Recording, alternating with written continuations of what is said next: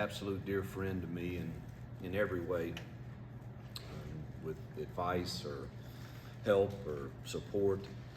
And he lost his father yesterday, so our prayers are with he and his family as they deal with that. And also Zay Walker's grandmother passed away yesterday to a heart attack, and that was I know what it's like to lose a grandmother that was in your home and raised you, and so he's dealing with that also. And so our hearts and prayers go out to both of those families as they're dealing with loss. Fan day last Saturday I thought was incredible.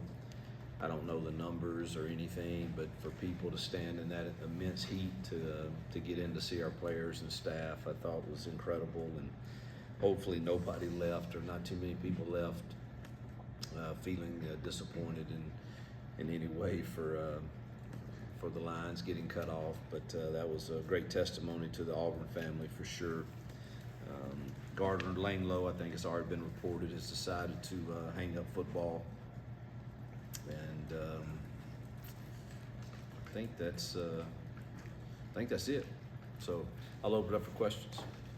Got one in the back row.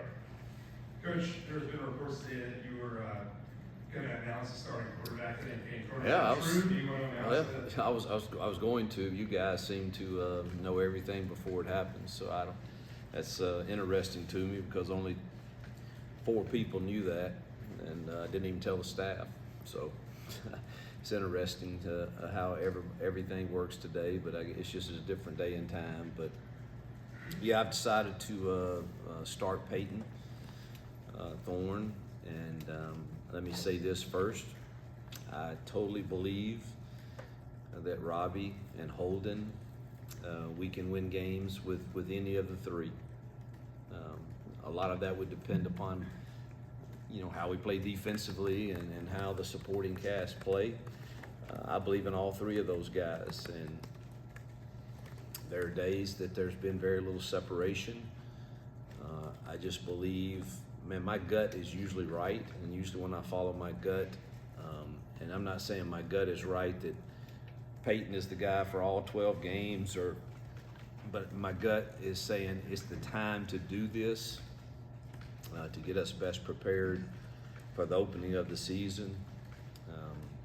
I'm hoping that all 3 will handle that news extremely well and to continue to work, because I believe with all my heart Robbie Ashford gives us an absolute better chance to win the game if he accepts this news and continues to work and develops himself, because he might be the most freakish athlete I've ever had at quarterback. But to this point, I think the separation, the reason Payton is getting the nod is just the leadership ability and understanding of the offense, and he's been in some really good battles, and just seems like he was more efficient in the decision making to this point.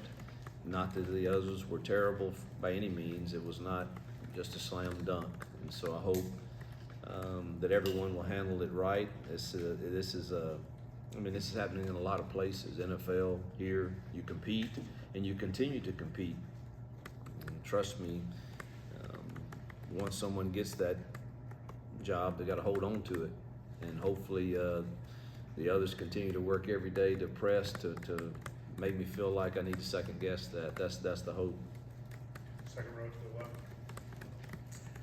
You didn't seem too thrilled with the receivers on Saturday. How they done this week? Well, it was about 88 loafs on Saturday. That's an exaggeration, but there were a lot. They had a really good week last week, and they've had a better week this week. We had our best practice. I lose track of days. Today is Thursday. We had our best practice Tuesday night, and I think they're improving.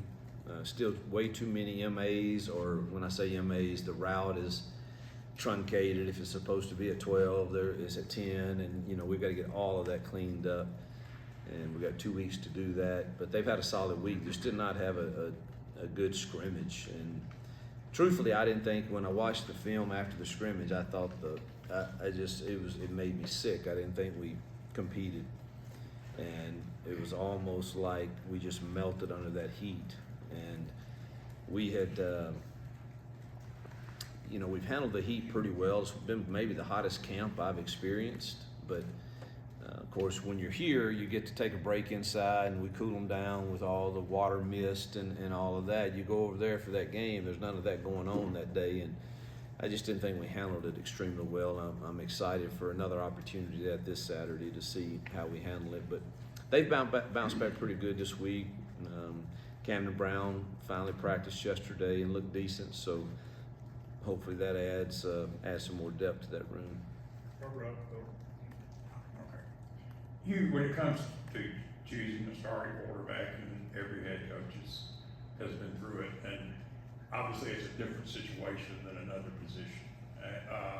How hard is it for you to deliver that news and Yeah, it's not easy. And try to make them understand that it's something in the world? Yeah, it's not easy. It's because it is different. One guy's going to get primarily most of the snaps, and so that's not easy because you've watched those other two kids, compete hard for it and train all summer and work for this moment. But you know what? That's life, and everybody doesn't always get the prize that they want, but how you respond to that's going to really determine more about you and probably pay more dividends for your longer term in life and in football. And if you just you accept it, don't like it, but go back to work, and let's see what happens. Listen, last year at Liberty, I played 4 quarterbacks because of injuries. We lost our starter the first series of the first game to a broken hand. You put another one in there, he gets hurt, you're down to number 3, and there was one game I had to play number 4. And so you never know when your time's coming and what you're going to do with it when it comes. And if you make the most of that, you might not ever see the bench again. And so I want to say this about Robbie. He will always have a package. If he handles all of this the right way, he will always have a package because he adds an element to us that's a little different. Second row. Coach, after the scrimmage on Saturday, you talked about you felt you had made up your mind and had to kind of rethink it after the scrimmage. So what was the process of going from that point where you may have had 2 or 3 quarterbacks on your mind to narrowing down to 1? Well, no, I really felt like it was Payton going into that scrimmage, and then in the scrimmage I thought he pressed too much, and I didn't like that. And I can't have a guy that, and I think that's one of the reasons I'm at this point is I want to see what he does now. All right, I'm the guy, and I go back to relaxing and playing within the system. That was all that. And Robbie had a really good Saturday, comparatively. Just stay on the left side. Hey, Coach, just wanted to ask about, obviously, we break the news that Payton's going to be the starting quarterback. There's a level of disappointment with the other guys. Do you anticipate all the quarterbacks in that room remaining here this season? And if not, if they want to transfer, you can try to convince them otherwise. What a world. What a world. I don't know. What do you think I should do? Play all. All right, yeah, we'll just try to make them all happy. Every man's got to do what he thinks is right for himself. This idea that just because you got some difficult news that you should consider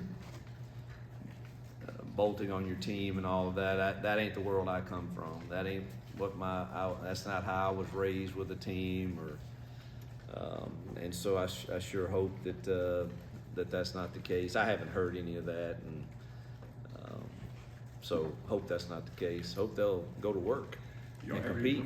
You don't have any 3 quarterback packages? We might. We'll get them all ready. We're going to go to the right, front row. You and a lot of the people on the staff have talked a lot this fall about what you said, Payton Thorne absorbing the offense and kind of having a good understanding of it. How have you seen that evolve maybe from day 1 of camp to where you are now, where you're comfortable with naming the starter? Well, that's the guy's in here all the time. I mean, I can't get rid of him, and he wants to know the ins and outs of everything I'm thinking or Philip's thinking on every aspect of our passing game, our run game, and he's just he's a pro at it, at knowing how to prepare, and that gives you a comfort level that you just know.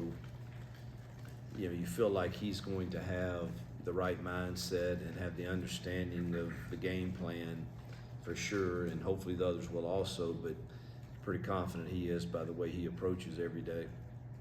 Stay on the right in front. Where did you see Holden really kind of grow in this battle, in this Yeah. experience to be? Holden's the most natural passer of all of them, truthfully, in my opinion. Still absorbing.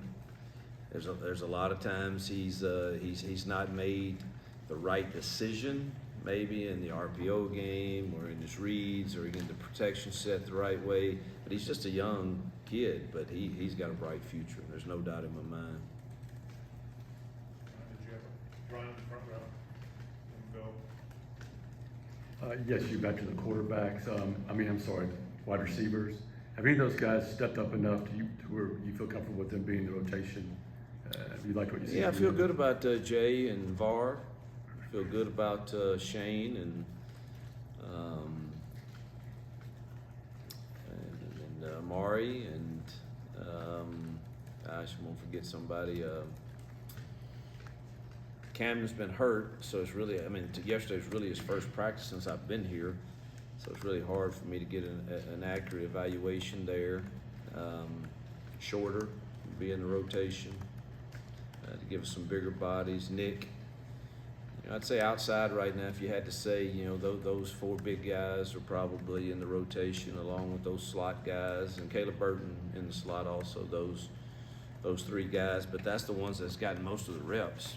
Malcolm's been hurt, and so has Coy, and so has Camden, and so it's, but those guys are going to have to be in the rotation for sure. Stay there on the left side, second row.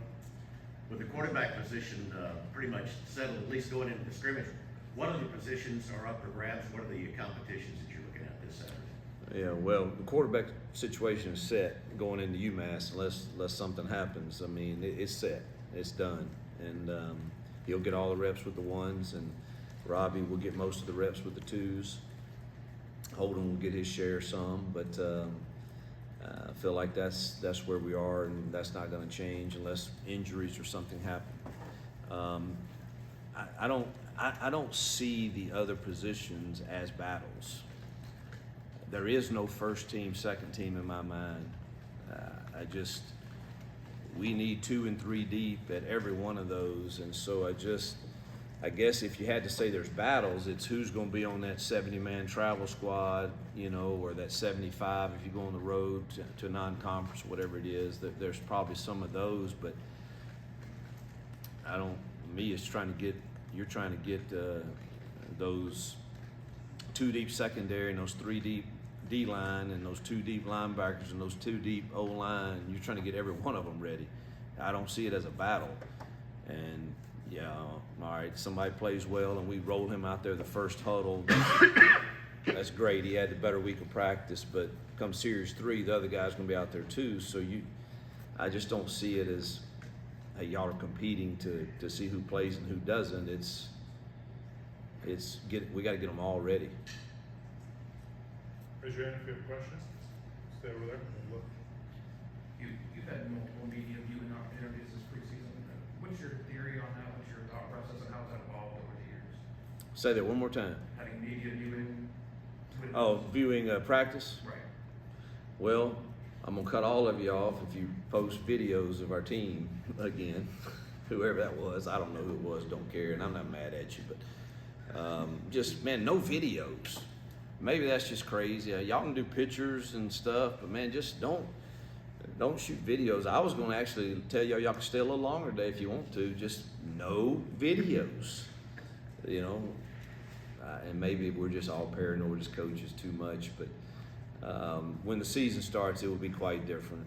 I just think there's too much going on and you guys are so aggressive with having your stories out there, and man, I can appreciate that. I can. You're into what you do, and you want to be good at it, and I get that. So there's a fine line for me of how do I balance the respect I have for the job you guys do and protecting our kids and our team the most we can. I don't know where that line is. I told Kirk the other day, I think every week could be a little different for what we see media's availability to be and all of that. So I don't know if I answered your question, but. You go to the right side, I think we've all seen the recent news with Michael Moore's situation. Obviously, we know your connections to it. Yeah. Have you spoken to either the Tuies or Yeah. Michael? Yeah, listen, I love Michael Orr. He's like part of our family, and I love the Tuies, and I think it's sad, and I certainly don't claim to understand all the ins and outs of adoption, conservatory, all of that, but I know what I witnessed, and I witnessed a family that totally took in a young man, and I think without that, there is no story, and I sure hope it can. I know this: if Michael called Sean right now and said, "Let's work this thing out," Sean and Leanne would be there in a hurry to hug his neck and tell him he's loved, and I hope he feels that, and certainly I don't claim to. Till you walk in people's shoes, I don't claim to have all the answers to anything, but I think it will all, whatever happens will happen, of course, and I think the facts will come out, but I love both sides of it, and Sean and Leanne too, he did something that probably most families, a lot of us talk about doing things, they actually put the shoes on and pulled the boots up and got in the arena and did something, and I think that's admirable. front row, on the right. Hugh, you mentioned putting together packages for Robbie. Do you have experience in your career with that First kind of year, thing? first year at Ole Miss, Bo Wallace was a starter. Barry Brunetti was a dude that added a lot to us. And so, I did that there. Arkansas State, my first year, had a similar deal. It was different but similar. I mean, Ryan Applin was definitely our quarterback. We had another young man that was more of a power guy that I used for short yardage situations. Robbie's certainly like that. I mean, Robbie's not just a runner; he's a dynamic runner. But he can throw certain things. He throws better, and hopefully his consistency in that will continue to improve to where if whatever package it is in, they have to respect the pass off of it also. Front left, Phil. You talked about the heat being an issue in the scrimmage last Saturday. In 2 weeks you played at 2:30 in the afternoon. How do you prepare for that? Well, That's a whole different deal. You're only playing 11 of your guys at one time, and the others over under the fans and being cool. And hopefully we have a few 8, 9 play drives where the defense is resting.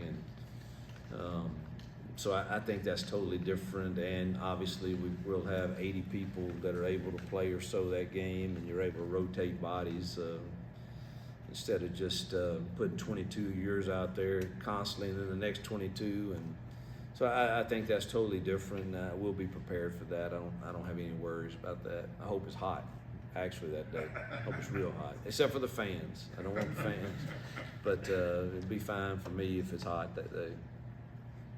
Left back. Auburn's had some good receivers over the years. I don't think they've had like a dynamic stud receiver in a long time. What in your mind goes into putting into having a receiver that can go up and change football games as a playmaker? Yeah, we desperately have got to get to that point. I mean, I don't know when the last time Auburn had a 1,000-yard receiver. I don't, and it's been over a decade, I would think, and that's shocking to me. And I've had very few years where I didn't have one that was at least close to 1,000, if not over 1,000. And even at Liberty the last 2 years, we had Antonio Gandy Golden who went over, and then Demario Douglas, who, by the way, is killing it with the Patriots right now.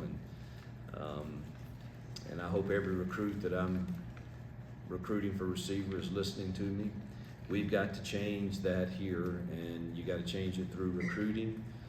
And those receivers are a priority for us that are coming into the 24 and 25 class. Anything else from Coach? All right, thank you very much.